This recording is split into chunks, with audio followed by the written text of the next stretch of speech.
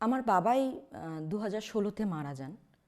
পায়চারি দিতে দিতে আমি জাস্ট পেছন দিকে টার্ন করলাম, দেখলাম সামনে বাবাই দাঁড়িয়ে।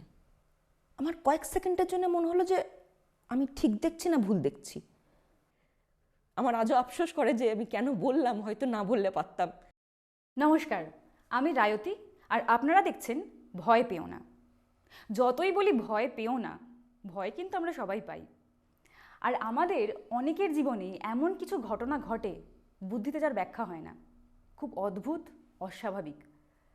আমাদের এখানে সেরকম কিছু মানুষ আসবে যাদের জীবনে এই রকমই কিছু অদ্ভুত আর অস্বাভাবিক ঘটনা ঘটেছে, বুদ্ধিতে যার ব্যাখ্যা পাওয়া যায় না। আমাদের চ্যানেল যদি আপনাদের ভালো লাগে তাহলে আপনারা প্লিজ লাইক, শেয়ার আর সাবস্ক্রাইব করুন।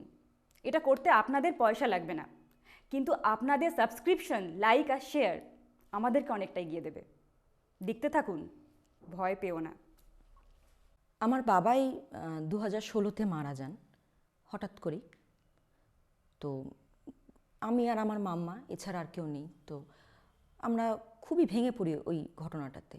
এবং যেহেতু হঠাৎ করে হয়েছে, কেউ ভাবতে পারিনি, তো মনে হয়েছিল সব কিছু বুঝি শেষ হয়ে গেল। তারপর আমার বর্ধমানের বাড়ি বিক্রি করে কলকাতায় আমার মাম্মাকে শিফট করানো, এখানে নিয়ে আসা, সব কিছু একা হাতে করা। এবং প্রতিটা মুহূর্তেই মনে হতো যে যদি বাবাই থাকতো তাহলে আমাকে এতটা চাপ হয়তো নিতে হতো না, এত কিছু জিনিস, একটা বাড়ি বিক্রি করা, একটা ফ্ল্যাট কেনা, এই চাপটা আমাকে নিতে হতো না। প্রতি মুহূর্তে এটা মনে হতো। হঠাৎ করে বাবাই মারা যাওয়ার 2-3 মাস পর, তখন অবধি আমার বাড়ি বিক্রিও হয়নি, নতুন ফ্ল্যাট কেনাও হয়নি। আমি তখন বিজয়গড়ের একটা বাড়িতে ভাড়া থাকতাম। তো সেই ভাড়া বাড়ির ছাদে পায়চারি মারছি, আর সন্ধ্যেবেলায় মাম্মার সাথে ফোনে কথা বলছি, বাবাইকে নিয়েই কথা বলছি। এবং আমরা ভীষণ ইমোশনাল হয়ে পড়েছিলাম, সাংঘাতিক কান্নাকাটি করছি আর বাবাইকে নিয়েই কথা বলছি।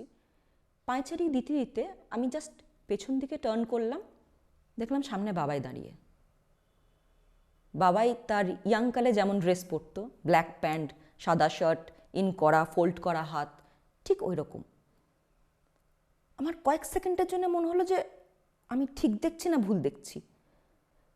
আমি পুরো পজ, আমি কিছু বলতে পারিনি। মাম্মা কানে আছে, ফোনে সমানে হ্যালো হ্যালো করে যাচ্ছে, আমি তাকেও কিছু বলতে পারছি না।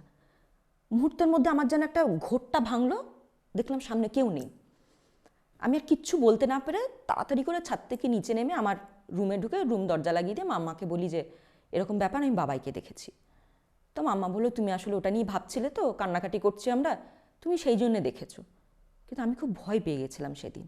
আমি এক্সপেক্টও করতে পারিনি যে বাবাইকে মারা যাওয়ার পর আমি হঠাৎ করে সামনে দেখব। এবং আমি যে কতটা রিয়েলভাবে দেখেছি সেটা শুধু আমি জানি, আমি এটা কাউকে বলে বোঝাতে পারবো না। কয়েক মাস পর যথারীতি আমাদের শুটিং ফুটিং সব চলতে থাকে। শুটিং একটু প্রবলেম হয়, অনেক রাত হয়ে গেছে, আমার শরীরটাও সেদিন ভালো ছিল না। হঠাৎ করে দেখলাম ভীষণ চন্দনের গন্ধ। আমার যারা আর্টিস্ট যারা ছিল আশেপাশে তাদেরকে জিজ্ঞেস করলাম, তারা বললে হ্যাঁ ভীষণ ভালো চন্দনের গন্ধ আসছে, কেউ হয়তো ধূপকাঠি জ্বালিয়েছে। কিন্তু আশ্চর্যের বিষয়, ওই চন্দনের গন্ধটা আমার গা দিয়ে ছাড়ছে, আমার চুল দিয়ে, আমার স্কিন দিয়ে, আমার গোটা গা দিয়ে ভক ভক করে চন্দনের গন্ধ ছাড়ছে। কারণ আমার বাবাই প্রচণ্ড শৌখিন মানুষ ছিলেন, সারাক্ষণ পারফিউম মেখে, চন্দনের সেন্ট মেখে থাকতেন। এক্স্যাক্টলি ওই চন্দনের গন্ধটাই আমার গা দিয়ে আসছে। আমার যেন হঠাৎ করে মনে হলো যে বাবাই এসছে, আবার কি এসছে, আমার গা দিয়ে তাহলে কেন গন্ধ ছাড়বে। আমি কাউকে কিছু না বলে রুম থেকে বেরিয়ে সামনের ব্যালকনিটাতে গিয়ে বসি। ঠিক সামনে আমার বাবাই দাঁড়িয়ে, সেম কালো প্যান্ট, সাদা শার্ট পরে। সেদিন আমি আর দেখে ভয় পাইনি, আমি একটু অবাক হয়েছিলাম, একটু খুশি হয়েছিলাম যে বাবাই এসছে। আমি কিছুক্ষণ থাকলাম, বেশিক্ষণ মানে সহ্য করার মতো বা দাঁড়িয়ে থাকার মতো অবস্থাটাও আমার মধ্যে ছিল না। আমি আবার রুমে চলে আসি। বাড়ি ফিরে এসে মাম্মাকে যখন ফোনে কথাটা বলি, মাম্মা বলছে যে ওটা তোমার চিন্তা, তুমি প্রচণ্ড ভালোবাসো, মিস করছো, সেখান থেকে বুঝি দেখতে পাচ্ছ। ব্যাপারটা বুঝতে পারি, কিন্তু আমার কোথাও একটু ভালোও লাগে যে আমি বাবাইকে আবার দেখতে পাচ্ছি। এভাবে দিন কাটতে থাকে, মাঝে মধ্যেই আমি বাবাইকে দেখতে পাই, আর মাঝে মধ্যেই আমার গোটা গা দিয়ে চন্দনের গন্ধ ছাড়ে। আমি ভাবলাম যে হয়তো এটা আমি গন্ধটা পাচ্ছি, আর হয়তো কেউ পাচ্ছে না। যখনই এরকম হতো, আমার আশেপাশে যেই থাকতো, আমি তাকেই বলতাম, দেখো তো আমার গা দিয়ে কি গন্ধ ছাড়ছে চন্দনের। যথারীতি হ্যাঁ ছাড়ছে। সেই করতে করতে 1 বছর, এরকম করে বছর কেটে গেছে কিন্তু অলরেডি। হঠাৎ করে একটা বছর আমার পার্সোনাল কিছু শুটিংয়ের কাজের জন্য আমরা শান্তিনিকেতন যাই। একটা গোটা বাড়ি আমাদের ভাড়া না হয়। ফার্স্ট ডে শ্যুট করার পর আমাদের একটু প্রবলেম হয় এবং মনে হয়েছে যে শুটিংটা হয়তো আর হবে না। তো সবার প্রচণ্ডই মন খারাপ আমাদের, যে এত কষ্ট করে আর্টিস্টদের নিয়ে আসা, শুটিংটা হবে না। রাত্রেবেলায় সবাই দোতলার রুমে বসে খুব চেঁচামেচি করছি। হঠাৎ করে আমি পরিষ্কার দেখলাম বাবাই দোতলা সিঁড়ি দিয়ে উঠলো, উঠে সোজা সামনের যে সোফাটা আছে সোফাটায় গিয়ে বসলো, বসে আমার দিকে তাকালো। আবার যথারীতি আমার গোটা গা দিয়ে চন্দনের গন্ধ। যতজনা ছিল প্রত্যেকে বললো যে বাবা এই রাত্রেবেলায় কে ধূপকাঠি জ্বালিয়েছে। আমি তাদেরকে বললাম আমার গাটা শুকে দেখ, আমার গা দিয়ে চন্দনের গন্ধ যাচ্ছে। আর এই ঘটনাটা আমার বন্ধুবান্ধব সবাই জানতো। বাবাই সামনে বসে আছে, দেখবি কালকে সব ঠিক হয়ে যাবে, কোনো প্রবলেম হবে না, শুটিংটা ভালোই হবে।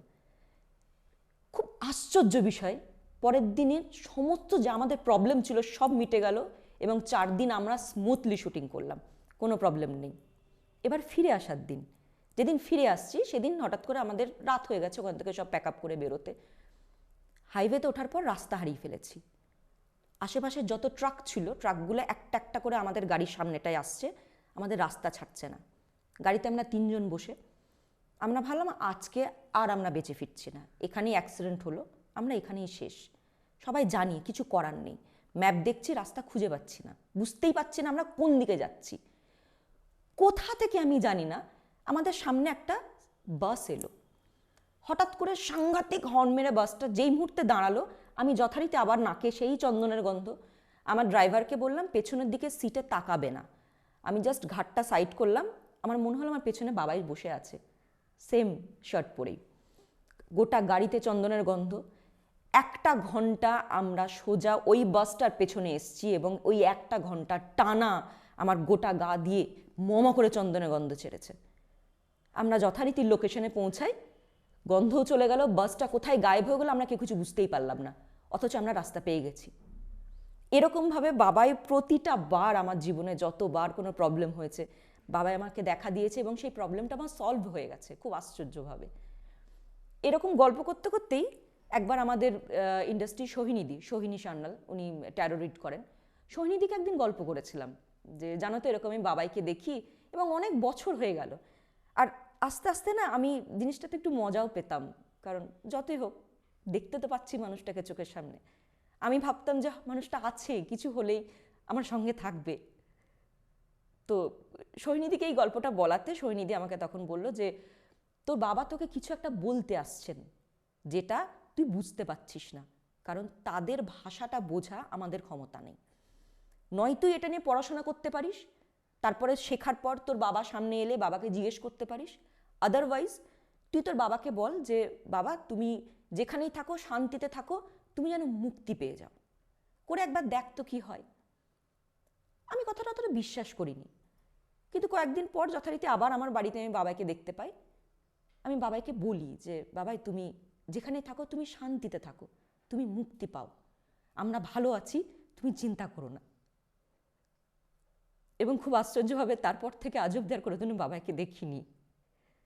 আমার আজও আফসোস করে যে আমি কেন বললাম, হয়তো না বললে পারতাম, অন্তত মানুষটাকে দেখতে তো পেতাম, আমার গায়ে গন্ধটা থাকতো তার। কিন্তু ঠিক আছে, যদি আমার এটা বলাতে আমার বাবাই শান্তি পায়, মুক্তি পায়, এটাই অনেক।